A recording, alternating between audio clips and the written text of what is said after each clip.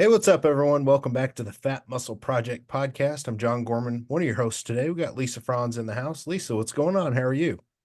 Hi, John. I'm good. It feels, we were just saying it feels like a while, since Yeah. we've spoken last. So it's nice to see you.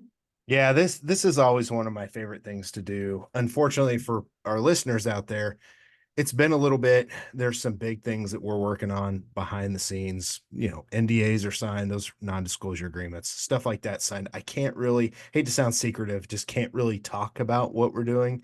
But here in a few months, once everything kind of comes to light, there's 3 to 4 pretty big things happening. And I'm excited to talk about those. But when you think about business, and especially we're starting to get involved with some pretty big business here, that's going to be unveiled soon.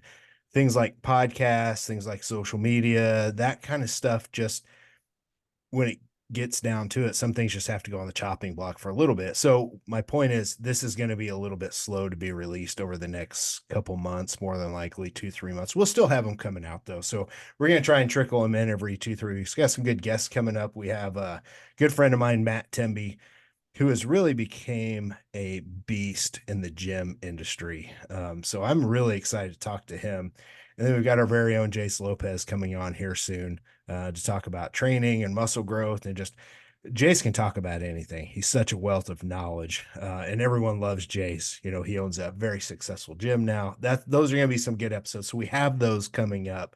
And of course, we've got our great topic today. You did a good job of putting this together, and a question of the week. So we do have some content coming.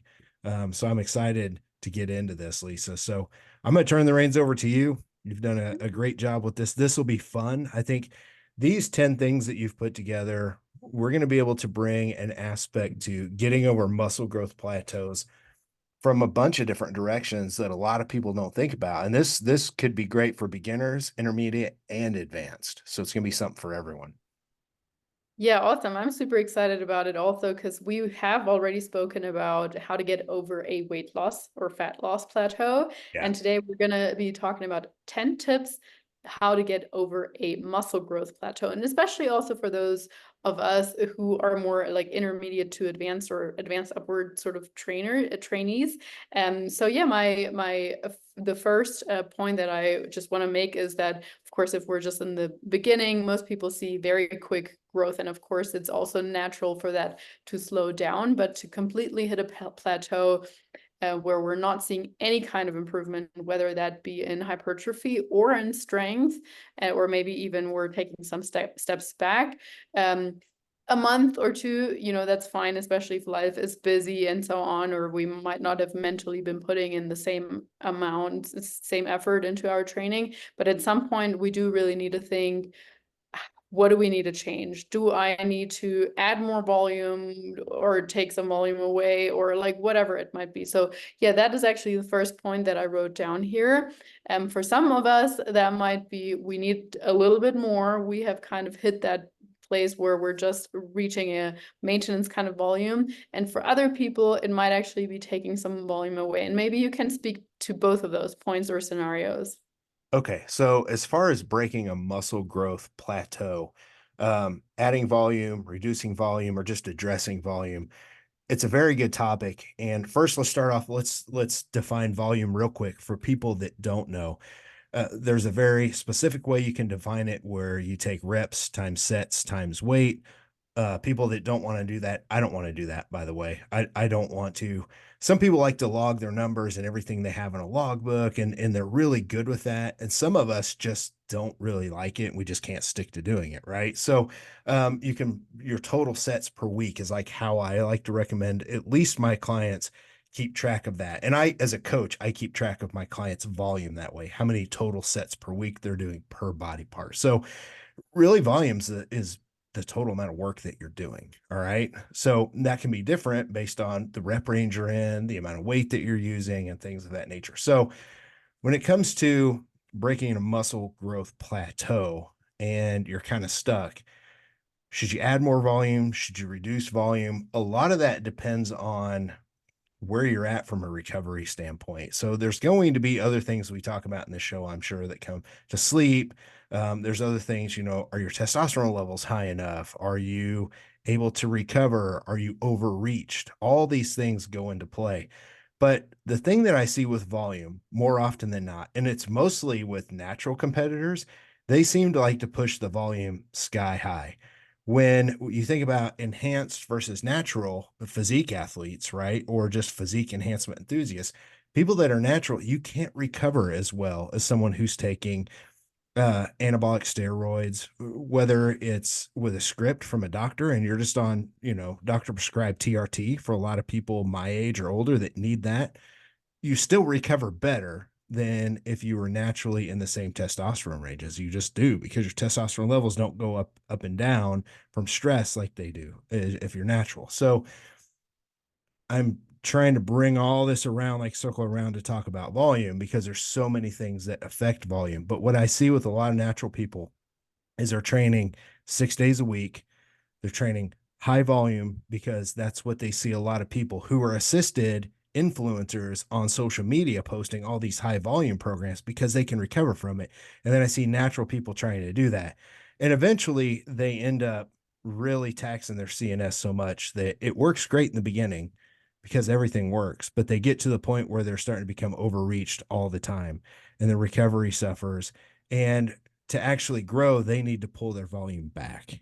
So, with all that being said, it depends. If your volume's low and you have room to increase it, if you're only training body parts once a week, for example, increase your volume and train body parts twice a week. So if you're training chest 12 sets total a week on a Monday, train it twice a week and maybe train, 16 to 20 sets total for the week. And that will increase your volume. And you do that for a while and you max things out. But if you're already high volume and you're not making progress, one, you need a deload, which we'll probably talk about those. But two, scale your volume back because you may not be recovering enough. And then you'll see things happen like normally strength goes up. Hell, you just feel better. Your motivation's higher in the gym and you're able to get more out of a workout that's lower volume than you were getting out of workouts with higher volume. So actually your workout is better. Your mind muscle connection is better. You're getting more out of each set. You're feeling everything deep in the muscle better. So it really just depends on where they're at in their journey. That's such a good point in the sense of potentially being able to actually put in more or better work into the perhaps fewer sets that you're doing by decreasing overall volume. So, but the first thing I would also say is just everybody or encouraging everybody how they go about their exercise and training execution. Like, are you just really overextending your rest times and maybe missing out there, or are you kind of accumulating junk volume as well? Like even just by tidying up some of that thing, and by junk volume, I often just also mean like you're using momentum where you shouldn't, or you're kind of half-assing it and not really pushing to the right RPE or RIR that you're supposed to, or whatever. And we're going to be talking about intensity in a later point. But yeah, I think first of all, just being honest with yourself about like, am I actually executing my current program as written or as it's supposed to be in the best possible way, or can I fine tune something about as it is right now? Or do I really want to add something, if possible, also thinking about what's realistic, what's not realistic for you. And But and yeah, go ahead. I was just gonna say, I'm sorry, I didn't mean to cut you off. I right before this, I was answering a client email from a guy that I work with named Mike. He works overnights and he's got a lot going on. So I want to talk about him for a minute because this is exactly what I'm just about to do with him. But first, I want to let people know there are things that you can do to play with volume, such as overreaching weeks. So when you start to get tired, you start to feel run down, triple down and train really freaking hard, like hard as hell for a whole week. Add an extra set to every single exercise you do. Train yourself into an overreach period on purpose. Okay. Because then right after that, you're going to take a deload week and you're going to train once or twice at about 80% of your capacity, right? You're just going to go in, get a pump, no cardio, make sure that you're not dieting and eating at a deficit, right? At least eat maintenance or above, which we're going to talk about surpluses and all that here in a minute. But you deload, and what happens is your body completely recovers, and then you're ready to go push again. And then all of a sudden, 4 or 5 weeks later, then you go into overreach period and you do that as hard as you can for a week, and then you deload. So you're kind of you're playing with your volume. It's going up and down, right? And your intensity is going up and down. But that's one way that you can keep from plateauing than just doing the same thing all the time. Now, my client Mike, the email I just got from him, he trains 5 days a week, and he said, "Hey, I've got so much going on right now. Is there a split that's going to be better for me?" And we're trying to gain muscle with him. Like, I'm feeding the hell out of him. We're trying to gain muscle. He's doing a great job. He's like, "I've got all these things coming on. My parents need some help with some stuff at their house. And he's only got so much sleep, and we're trying to maximize that. He's asking me, should he move from 5 days to 4 days, and can he still make progress?" And in the email, I told him, I said, "Hey, if your workouts are going to be better and you can get more out of your workouts and recover better, you will make more progress on 4 days a week than you will five." It just happens to be he's on a deload week this too. So I said, "Hey, take your deload this week. Think about this. And on Thursday, when you check in, let me know, and I'll put you together a new 4 day split versus a 5 day split." So sometimes you have to quote unquote take a step back so you can take 2 or 3 steps forward. And that's very hard for people to do. Like, especially as you age, that is a huge deal. When your training age gets up there and you get to be older, you have to take a step back because your joints are going to make you, like, they can only recover so much. If not, you're going to get injured. So it becomes this scale, right, of you're trying to balance, left and right with recovery, but still trying to grow. And at some point it's trying to hold on to muscle. So this is literally a whole podcast episode we could do on this. And we're trying to fit it into point number one, and we still have 9 to go. So I'll just cut it there. Yeah, and I think we have spoken about like optimal recoverable volume versus maximal recoverable volume, etc. before, but that's really so important for people to always keep in the back of their minds. Now, Mm-hmm. moving on to point two of how to break through a muscle growth plateau, we want to talk about food volume. You already hinted at you're feeding your client very well. We want to be at the very least in a small, yes, you can make gains at maintenance, especially if you're a newbie. But as we get more into intermediate or advanced lifting, we need to be in a small surplus, or maybe even increasing that surplus if we're hitting a plateau. Because I feel like, especially over the last few years, that quote unquote lean gaining has become more popular as opposed to doing a dirty bulk. And with that, though, it is possible that we're often riding on that edge and not really seeing the progress that we want. So yes, what's your opinion on like how much of a surplus we should be in? Well, again, this is one, whew, we could do a whole episode on this. So when you say going into an even bigger surplus, there are times people, first of all, gaining and staying lean, making quote unquote lean gains, is healthier all around as long as your body fat's in a place that can support your hormone levels, right? So we're just going to assume that that's where it's at. Um, so staying leaner is going to be better for insulin sensitivity. It's going to be better for your overall health. Now, I'm not talking about staying too lean. I'm just saying leaner. So Lisa, for example, what are you, 125, 128, something like Something that? like that. Yeah. Yeah. You know, you're the perfect person to talk about gaining lean because you did that for a long time, and we've got presentations and you've got pictures all over your social showing how you did that, right? It would be one thing to gain lean like you did and stay in a great place, one where you're happy with how you look, but you didn't gain unnecessary fat and put an extra 10 pounds on you where you wouldn't be happy with your look. You might be a little bit stronger, right? Because you have better, leverages in the muscle when you have a little bit more fat and things like that. But we're not talking about that. So your insulin sensitivity is better. Your A1C is going to be better, like blood sugar, insulin, all those things. That's important. And then if you gain too much fat, you have to turn around and diet that off. So then it becomes, is what's the ROI, right? What's the return on investment? So gaining lean and doing it slower is always a better idea because you don't have to turn around and diet fat back off. And when you diet, at some point you do start to lose some muscle, usually when you get little bit leaner. So when should you go into an even bigger surplus? To me, there are times to push, right? And it really depends on the individual because if you're like me and you're a fatty, you have to be really, really careful. So there are people that can gain like me on very high protein intake. And when I say very high, that's what the general public thinks is very high. For us, it's pretty much normal. So I can tell you my general recommendation is one, you always start with protein. I like to take 1.25 times your lean mass. So, Lisa, say you have 100 pounds of lean mass on you, right? And you take 1.25 times 100, that's 125 grams of protein. That's the minimum I like to see for people. For a guy, like if I have 180 pounds of lean mass, we use my calculator times 1.25, I'm at 225 grams of protein a day minimum. I go above that. Okay.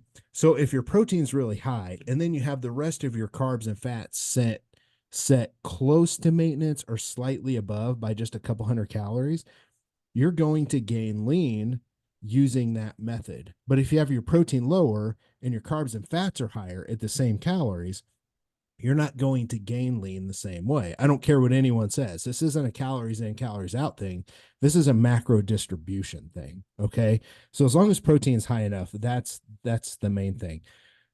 But there are times where I have to push calories even higher. And my client Mike that I was just talking about, like I've got him eating multiple high days a week, a free meal. Like there are people like that you have to just push the food on. And then you've got people like me to where, all right, we're trying to gain lean and you're barely above maintenance, just a couple 200, 300 calories.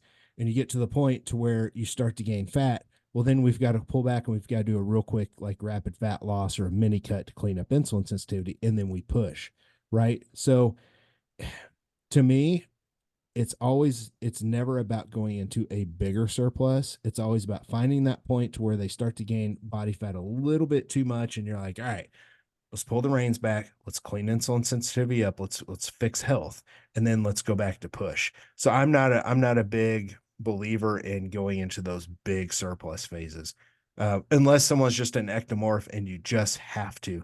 And even then, I've got people like one of my clients, George Ferris. He's probably listening to the show. Very hard to get him to gain. Okay. So I have to push his food. And then it gets to the point to where he's struggling to gain. And then all of a sudden it just starts coming on. Like 4 to 6 weeks, it's coming on.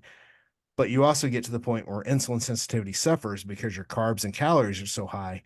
All of a sudden, fat gain starts to pile on, even for an ectomorph. So we spot that, we clean it up real quick for 4 weeks, and then we're back to pushing. So we've done that 2 or 3 times now, and he responds really well. So it depends. Like it depends on what your body type is, your metabolic rate, and all those things.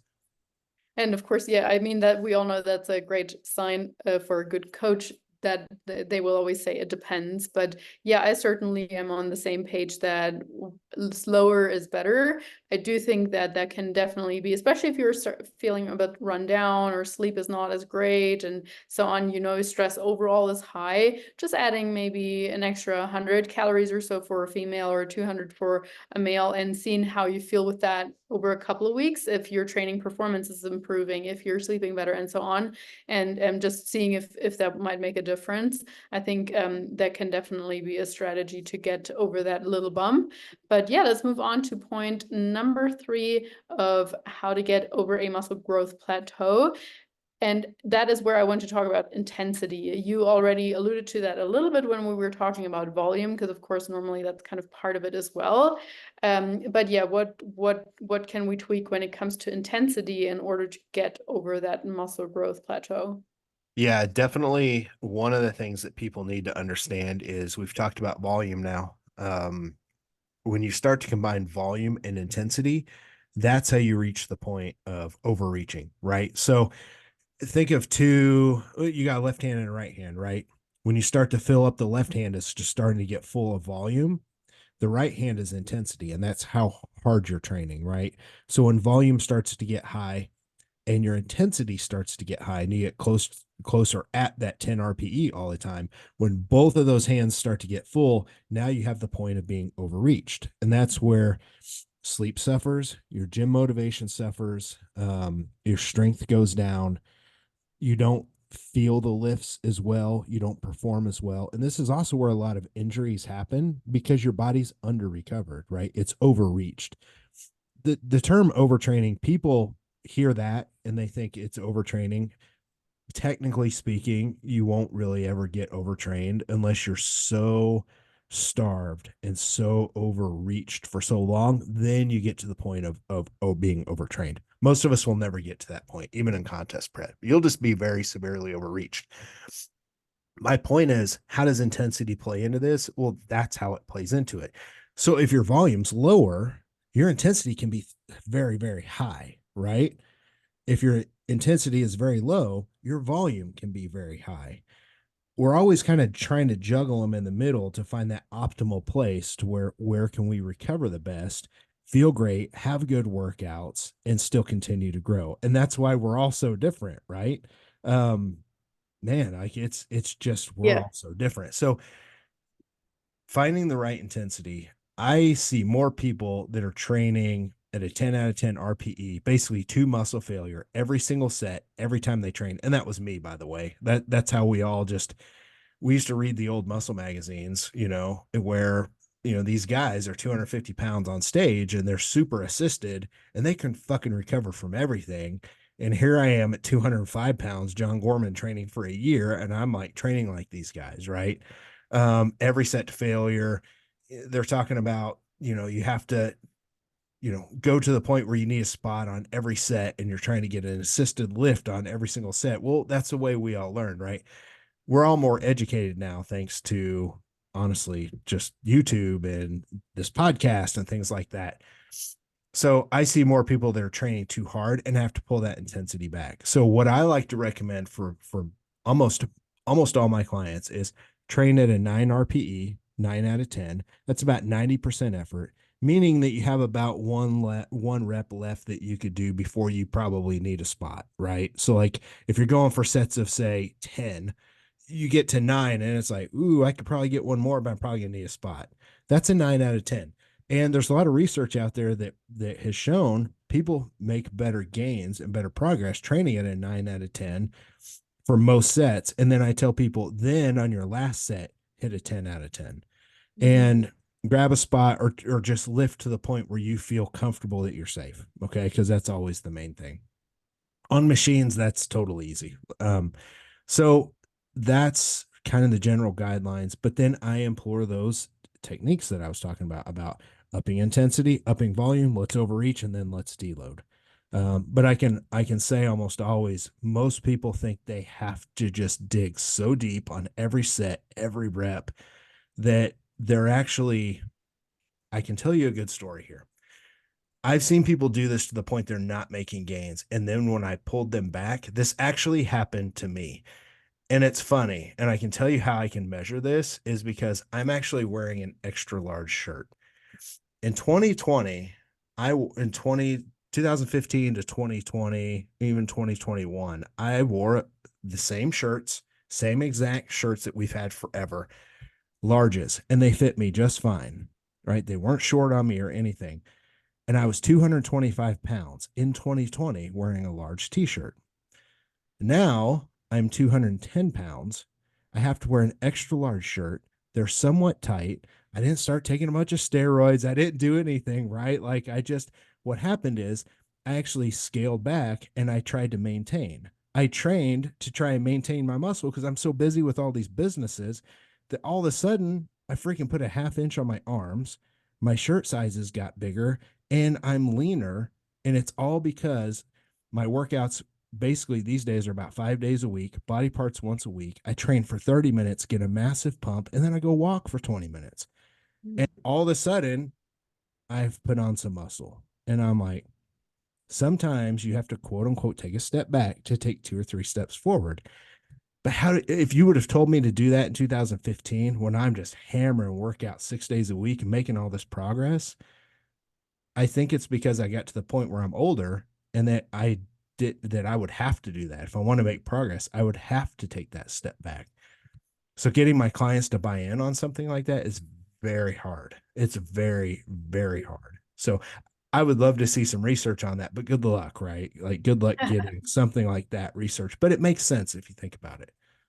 Yeah, I think mentally that is very difficult to like admit to yourself, like for because it logically doesn't really make sense if we're saying less is better when it comes to why would that allow me to put on more muscle. And the good thing here is that I actually work more with the people on the other end of the spectrum that don't push hard enough. And so for those people, I always say it is good to go to failure every now and then, even just so that you know what an 8 or a 9 feels like. Because if you just think, I think I have one or two more left in the tank, I'm going to stop here. Chances are, and the studies are very clear on this, chances are if someone was to push you more, or you literally were supposed to find your failure, at that point, most people are still 5 or 6 away from failure instead of the 1 or 2 that they're thinking about. So from time to time, it certainly is good. And so my general population that I work with would probably be more a case of,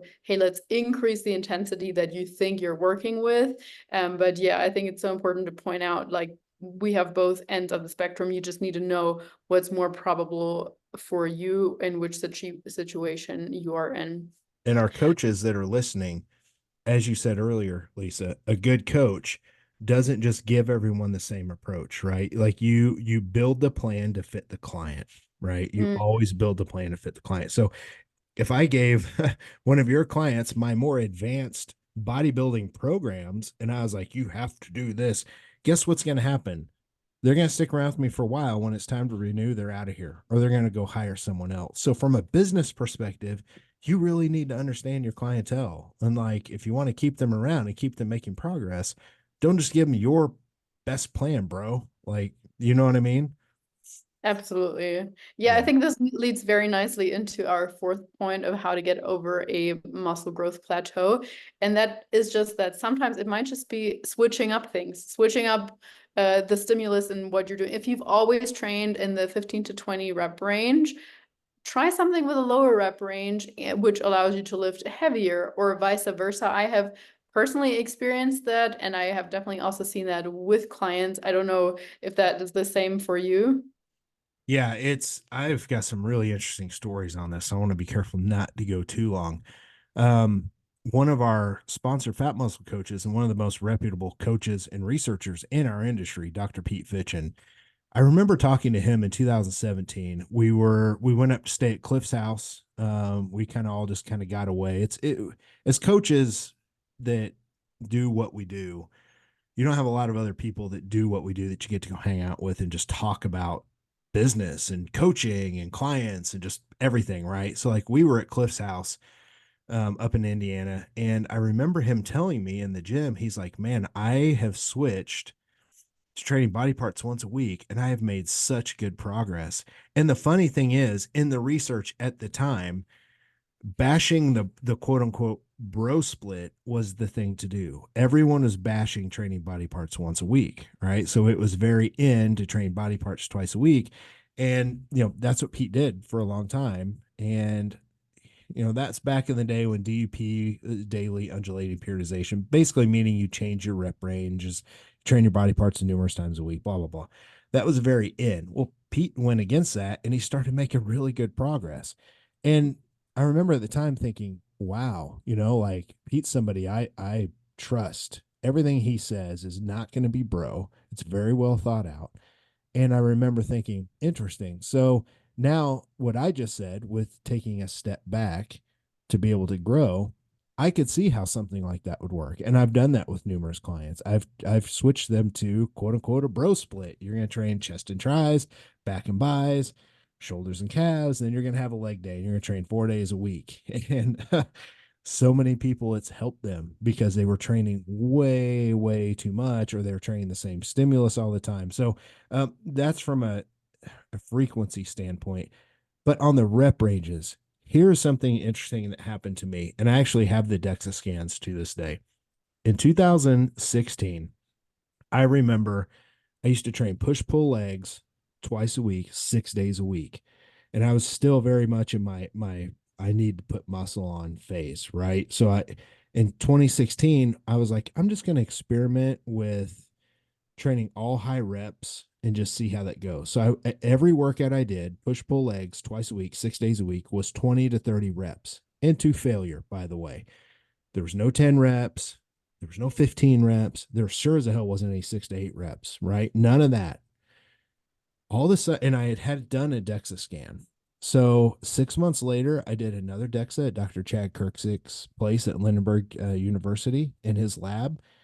And the DEXA scan looked like a damn before and after picture. I had put on 11 pounds. This is crazy. 11 pounds. And I didn't do anything different. I made sure to do the DEXA the exact same thing. I was keto and I was 6 days into keto both times. So I did that the same. Obviously, I didn't take a bunch of steroids. Like, I didn't do anything, right? Like, it was just like I was just consistent. My food was 95% the same stuff all the time. But it was that massively what I think happened. And Cliff Wilson, good friend of mine, I keep talking about him. I reached out to him. I'm like, dude, what the hell is this? Like, how is this even possible? I didn't change anything. And he goes, well, I've got some ideas. And he said, there's so much cell swelling that goes on from getting such a massive pump there. Well, cell swelling, which we're going to talk about, is a part of hypertrophy, right? So then the muscle is it really expands up and down, and it's fuller all the time. So um, it also can allow you to eat more carbs and store more glycogen. So there is part of that. And I was like, you know what, that makes sense, especially from the cell swelling standpoint. And I was able to eat carbs easily and not get as fat because your rep ranges are higher, right? So improved insulin sensitivity a little bit. The other thing is, if you really think about it, remember going back to the number one that we talked about earlier, volume is your sets times your reps times your weight, right? Well, I sat down, I was like, all right, let me calculate the volume. Well, my volume actually with high reps, it went way up because I kept the workouts the same, the total sets the same. I trained to failure, but I did 20 to 30 reps every single set for every exercise every day. My volume was really high. Okay. And even though intensity was pretty high, there's a difference between hitting failure at 30 reps or hitting failure at 6 reps. So my CNS wasn't getting taxed as much and I was able to push. So lo and behold, what happened? I gained a good amount of muscle. Okay. And it was like I said, I need to post those scans and just talk about this on social at some point. I wish if I'd have thought about it, I would have had these ready and we could have shared them so people on YouTube could see them. So it was very, very interesting.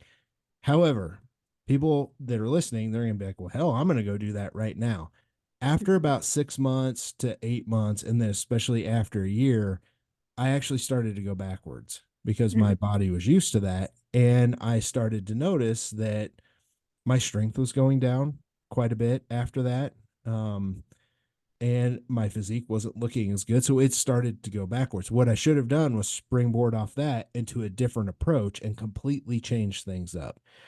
These days, I like to recommend periods of changing things up, whether it's overreaching and deloads, like I talked about, hitting numerous rep ranges within the workout or the week. There's all kinds of different ways to kind of play with those rep ranges. Yeah, and that's exactly the point of this number of where we're saying simply switching up the stimulus, like keeping on doing the same thing, same thing. Definitely, and expecting to continue to make progress is in my opinion not the right approach. But you already also mentioned a couple of times, like just you have people around you that inspire you to do new things or inspire you to do different things.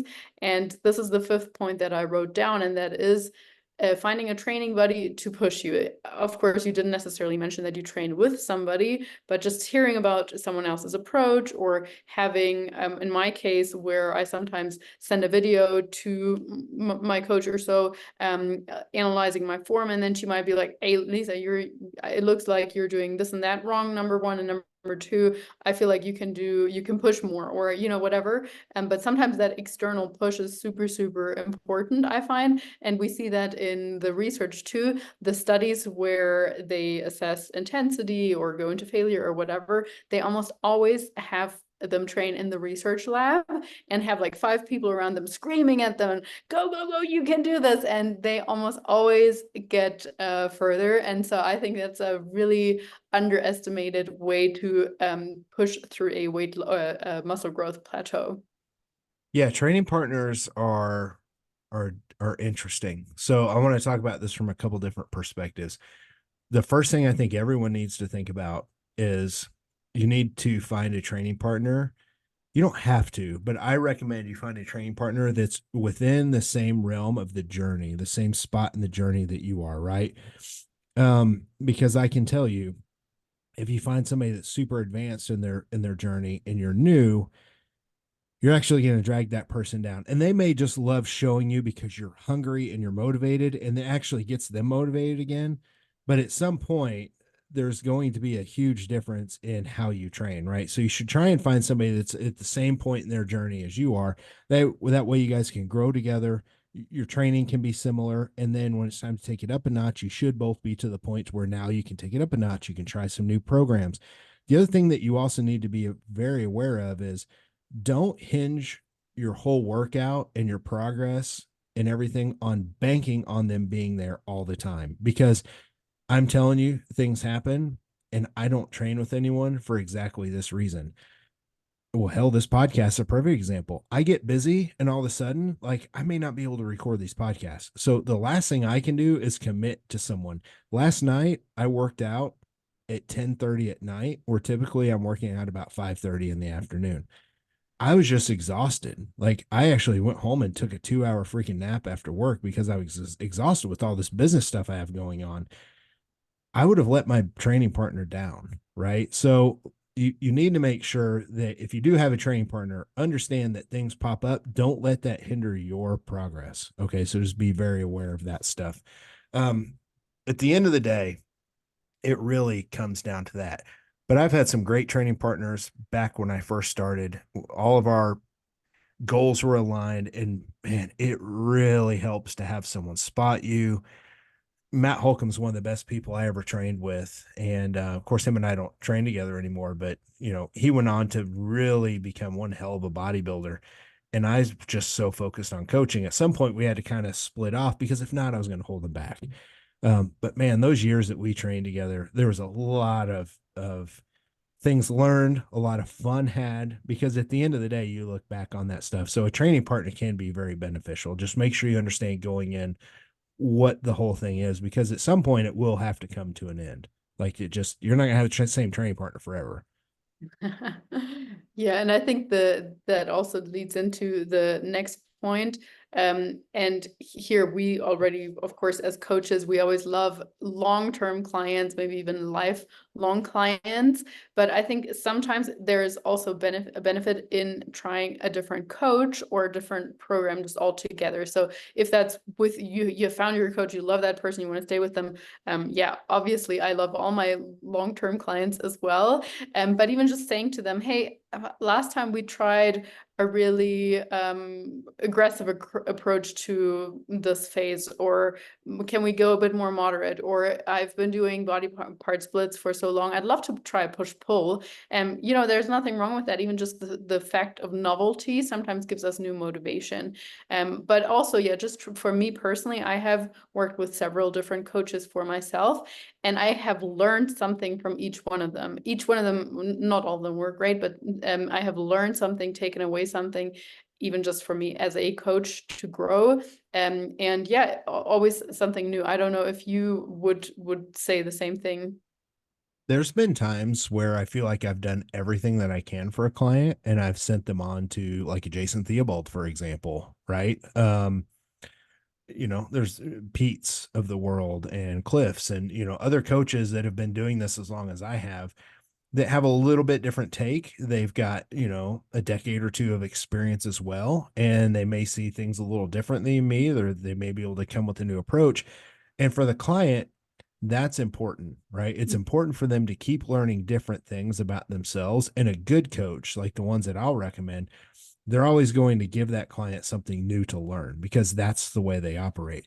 And as coaches, people will respect that. Like when you say, hey, like, our year is up, we've been doing this for 2 or 3 years. Like, I feel like I've got you to the point to where I think you need a fresh look and you need some new things to learn. So I don't mind doing that.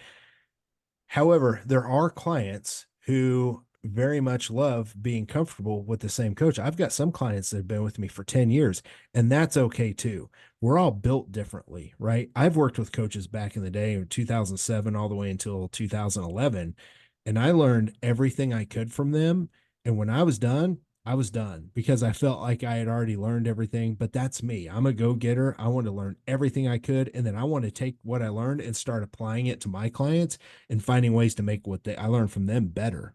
So I tell people all the time when they consume my content or work with me as a coach, take this, question it, make it better, and make it yours. So some people are like that, but then some people are like, you know what, John, you know my body better than anyone else. I'm comfortable with you. I'm okay with it if with it being a lot of the same stuff over and over again. Because here's the thing, people that are with you long term, they go through changes, right? Like especially hormonally. So as a coach, if you're going to work with someone long term, you're going to have all these different things that you need to be able to keep helping them with. You need to keep learning and keep doing better. And, learning how to read labs for me 10 years ago was huge, right? Because now everyone's my age mostly. Like I do have younger people, but most of them are my age in their 40s, 50s, and 60s. And it's like, man, I'm glad I learned that. So Very, very good point. No, I love that advice that you gave there in the sense of learn from it and then make it your own or make it better or tweak it. And totally, definitely a big point to someone getting to know your body, the way that you think, the way that you operate. But nonetheless, yeah, switching up some things within the program or within an approach can sometimes kickstart you out of a plateau. And the seventh point that I wrote down for how to break through a muscle growth plateau is simply by potentially experimenting with some intensification techniques. And you might have that in your program already, I don't know, but most basic programs don't have things like drop sets or pause sets or slow negatives or so in them. So just implementing one, seeing how you like it, if it helps you or not, moving on to a different one can sometimes be a good way to keep advancing. Do you use any of those in your programs or personally? I do when the time permits that it's ready. So, a guy that's been with me for a long time, Jason Wells, most people know Jason on here. We implemented rest pause sets in his off season to bring up his leg growth. And is more of like for people that are old school like me, and you've heard of DC training from Dante Trudell, rest pause, it's those sets are brutal. Like they're brutal. But Jason had gotten to the point to where he had been doing this half a decade. It was time to try something different than just the same old thing, right? So and I knew he would push hard. So there's a certain people that have a certain killer mentality where you can tell them to go do these rest pause sets and they're killers and they're going to go in there and do them. I'm not going to have everyone do that because not everyone's cut out for that kind of stuff. Or can they recover from it? Like Jason's food is so on point all the time as proteins. I know he's going to recover, and I'm constantly thinking of ways that I can help this guy get better. So there are things like that, but I don't recommend that across the board. There are times I will recommend, and this is even more rare, but it's a really cool technique. And those are forced negatives, right? The eccentric portion of a lift. They cause a lot of muscle damage. The eccentric portion of a lift, right? Like, for example, if you're doing the chest press, when you press up and you squeeze, that's the concentric part. When you're lowering it down and the weight's coming down and you're fighting it on the way down, that's the eccentric portion. Well, there's a massive amount of muscle damage that you can get done there and growth. But a lot of people, it's not so simple as just lowering it down slow. If you want to really push it to the next level, you have to make the eccentric as hard or harder than the concentric, right? So it's hard as hell to, on the chest press to push your weight up and you're going to fail at, say, 10 reps. Well, what if you had someone pushing against you on the way back down and you had to fight not just that weight, but someone pushing against you? It's very good to break plateaus. Very, very good. But the thing with bodybuilding and physique enhancement is people think, well, a little bit's great. Let's do a bunch of that. And you can't. It'll fry your CNS. So if people want to try force negatives, I've got some videos up on my Facebook page, I believe. And actually, I believe there's some on this YouTube page. If you're watching on YouTube, just go under like exercises or whatever the playlist is. If you want to try this, get on the chest press, do your reps, and then have a training partner or somebody when you get to your final one, then I want them to push down against you, and you have to fight that on the way down. And then push up, and they're going to push against you, and you fight it on the way down. And then you push it up on your own. So the concentric is you, and the eccentric is them pushing back against you. Just do it once a week for one exercise. So if you're going to train chest twice a week, maybe on Monday, because we all train chest on Monday, you do the chest press. you do those force negatives, and then you don't do it for the rest of the week. And then you only do it once a week, and you start to experiment with stuff like that. If you're trying to break a plateau, if you're already gaining, there's no reason to do that. You don't want to add things when you're still making progress. You want to save these to break those plateaus. 100%. And yeah, that does sound absolutely brutal. Yeah, But it yeah, is. so we do need to make sure that recovery is in point, and that is exactly the third to last point that we have here on this list of things to break through a muscle growth plateau. And that's just specific to recovery and sleep in particular. We want to make sure, is there anything we can improve when it comes to recovery or stress management that might help us break through this plateau? So getting a little bit more sleep, even if it's just 10 or 20 more minutes, or how is the sleep depth? Also, how can I manage the stress around my training better? Maybe after my training, I can implement 5 minutes or so of down regulatory breathing, or just foam rolling, or getting a massage, or whatever it is. But yeah, they can, in my opinion, also make a very big difference. There's a lot of cool things that we can talk about. For people that are advanced like us, we already know protein needs to be high enough. So for people that are tuning in that maybe are just starting their journey, folks, make sure your protein's high enough. Use that formula that I talked about earlier. It takes 1.25 times your lean mass. Figure out your lean mass any way you want. You can use one of those handheld body fat testers Body. at the gym. Yeah, those are fine. It's going to get you somewhere close. Whatever number that gives you for your lean mass, your muscle mass, take that times 1.25 and get that protein in every day, no matter what, without fail. So then you're at least going to be recovered from a protein standpoint. Um, but yeah, I mean, we've harped on sleep so much, and we are always going to harp on sleep because it's the number one thing when it comes to recovery. So a spin-off of that, and by the way, if you're sleeping less than 8 hours of sleep, I don't care who you are, you're going to get to the point where you have to catch up. You're going to sleep 9 hours on Saturday and Sunday. Like, it's better to just get 8 hours most every night. And people need to make that their priority, like they do their training and their diet. It's to me, it's even more important. But one thing I think that I can say that people can take away from this is recovery and stress management. Take your busiest days of the week, the days that you have the most going on at work, the most you have going on at home. It doesn't matter what the situation is, your most stressful days, and do not work out on those days. Make those your days off. Okay. Especially if you work out in the morning, right? If you're going to be on low sleep, do not work out that day. Sleep in, recover, and make those your off days. And then on the other days where you have better sleep and less stress, those are the days you train, because training is a stressor. It adds stress to your body. So I've really seen people make better progress when we've programmed their busiest days of the week as their off days, because they can recover better. So, and by the way, if you're somebody that has low sleep or just a lot of stress going on, like all this business stuff that I have going on, it's a great stress to have, by the way. But I'm so mentally fried. That's why I fucking went home and took a nap last night for 2 hours, and I worked out at 10:30, because the idea of me trying to have a workout, my brain was not there. I tried, by the way. Like, I sipped some caffeine a little bit. Probably shouldn't have, but I had some caffeine. I like did things to shut my brain down, tried to play some good music to like get me pumped up, and I wasn't feeling it at all. So I got some extra sleep and got my workout in. Ideally, I should have just taken the day off, but I've got other things coming up that those have to be my days off. So I had to get it in. But I think programming your off days like that on your most stressful days, Lisa, you and I have always agreed on this point. I think it's something to where people are going to make better progress.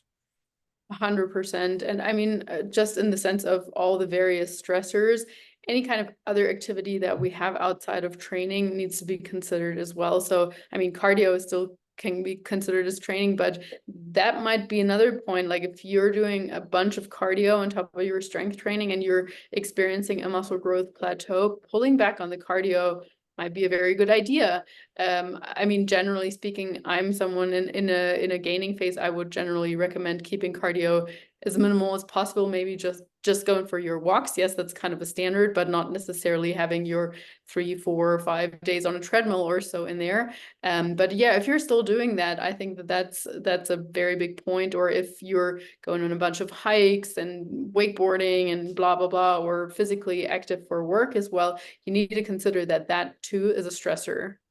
Yeah, I see a lot of people that I hate the term active recovery. I literally hate that term. I see it used in powerlifting all the time. I see it used in CrossFit all the time. And it's literally an excuse for a lot. There is active recovery, by the way. And we're going to talk about that for a second. But I see too many people using it as an excuse to go fucking burn calories. Like that's what they're doing it for. And they're calling it active recovery. And their body is just trashed, especially if you're doing CrossFit. Like there's nothing on the planet harder on your body, in my opinion, than CrossFit most days of the week. It just is what it is. It's also the best way if you ever want to get into shape, go do CrossFit. But I'm not bashing CrossFit. I'm just saying, Lisa, you've got a CrossFit background. Like you can speak to this better than anybody. 100%. But you know, people that are doing CrossFit 5 days a week and then they're doing quote unquote active recovery the other 2 days and they're going on hikes up hills and like doing all this shit. It's like, hey, listen, you know what's you know what's recovery? Sleep in, lay in your fucking bed, play video games, watch Netflix. I don't give a shit. Like let your body recover. So there are people that are doing too much activity. It's getting in the way of their recovery and their gains. Now, for most of us listening, we're going to be doing things like walking for cardio, right? And there's a huge difference between walking for fat loss and calorie burning and walking for health. Okay. Some people like me, you have to do it for heart health. I do it 5 days a week, 20 minutes, throw my weighted vest on because it gets my heart rate up where I need it to be, and I go walk. But I'm not trying to gain a bunch of muscle or strength or anything like that. So there are reasons why people need to do it. But if you're doing cardio to try and stay leaner, but you're trying to gain muscle, it's those don't go well together. Okay. If you want to stay leaner and gain muscle, just do better on your diet. So you don't have to throw a bunch of cardio in there because your body has to recover from that type of cardio, especially jogging and things like that. So as far as other activity, they all require calories. So if you're trying to gain muscle, because that's what this podcast is about, how to break muscle growth plateaus. If you're walking 5 days a week for 20 minutes, it's still going to consume calories that could be going to repair muscle tissue and fuel the process of growth, right? So you have to kind of balance that stuff. Yeah, definitely. I do think as always there is a flip side. And some people they think I'm just gonna work out, go to the gym for an hour and then do literally nothing for the rest of the day in order to get my muscle to grow as best as possible, just sitting on the couch. And there is actually some research showing that if you are just a little bit active, like getting your steps in, like you were saying, or standing from time to time, that is a lot better for your muscle recovery and growth, and like just getting the blood flowing and circulation and all the other hormones connected to it, than if you work out 1 hour and the rest of the day sit and eat and nothing. That we don't want to see either. Yeah. And, back in the day, like I said, I grew up reading muscular development and flex and all that stuff. Like professional bodybuilders, their job was to compete and represent these supplement companies or whatever their sponsors were. They would train, they would sleep well, and they would take a 2 hour nap every single day, and their food was through the roof because their job was to be as big and as muscular as possible. So there's always that thought that that's the reason why we should just work out and just sit around. But you're right. There's so many reasons why you should get up and move and get blood flowing, and even just taking a nice little quick walk, not to burn calories, but to improve digestion after a meal is not a bad idea. Like there's all kinds of ways to implement that. And we're not talking about those. We're talking about too much activity that burns the calories that you need to help fuel muscle growth. Exactly. Well, let's move on to the last point, to our 10th point of how to break through a muscle growth plateau. And this is in regards to supplements. And I didn't throw that in because we're here on the Fat Muscle Project podcast, but literally because it is one way, in my opinion, how we can assist our body in augmenting our muscle growth and helping it deal better with stress. So some things that right away came into mind, and I'm not even going to mention whey protein, because for me, that's just part of the diet. Yeah.